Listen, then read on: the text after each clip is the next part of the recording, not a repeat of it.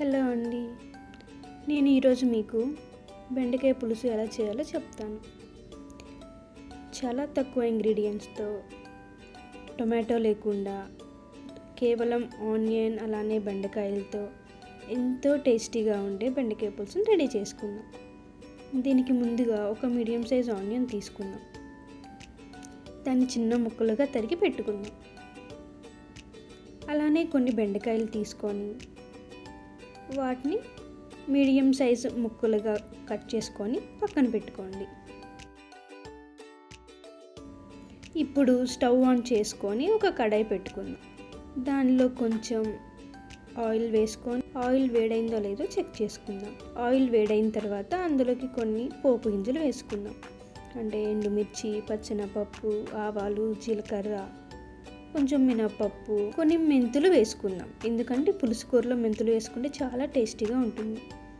అలానే అందులోకి ముందుగా దంచి పెట్టుకున్న 2 వెల్లుల్లి వేసుకుందాం. అంత బాగా ఫ్రై అయిన తర్వాత మనం ముందుగా తరిగి పెట్టుకున్న ఆనియన్స్ వేసుకొని బాగా కలుపుకుందాం. తర్వాత దానిలో కొంచెం పసుపు వేసి ఫ్రై చేసుకుందాం. అలా ఫ్రై చేసుకొని ఆనియన్ ముక్కలు మెత్తపడిన తర్వాత మనం ముందుగా కట్ చేసి పెట్టుకున్న బెండకాయ ముక్కల్ని ఇందులోకి వేసుకుందాం.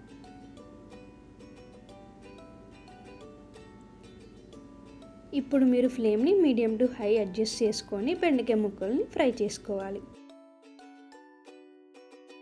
బెండకాయ ముక్కల్ని కొంచెం అలా ఫ్రై చేసుకున్న తర్వాత మూత పెట్టుకుని ఒక 2 నిమిషాలు మగ్గించండి.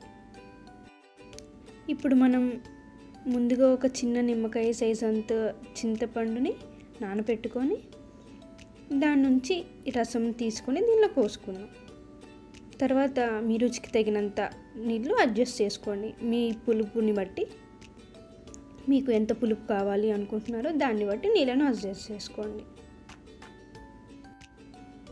ఇప్పుడు మూత పెట్టుకొని బెండకాయ ముక్కల్ని ఉడికించుకుందాం.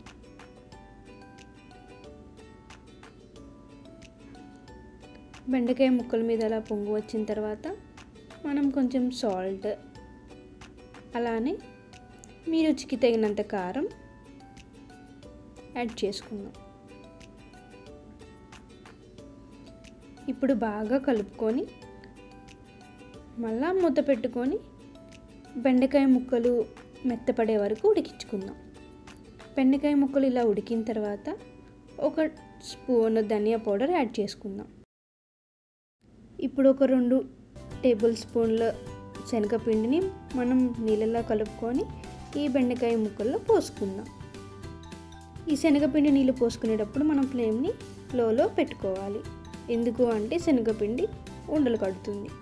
మీరు తిప్పుకుంటూ పోసుకోవాలి. తర్వాత కొంచెం మరిగించుకొని చివరిలో కొంచెం కొత్తిమీర వేసుకొని స్టవ్ ఆఫ్ చేసుకోండి. అంతే.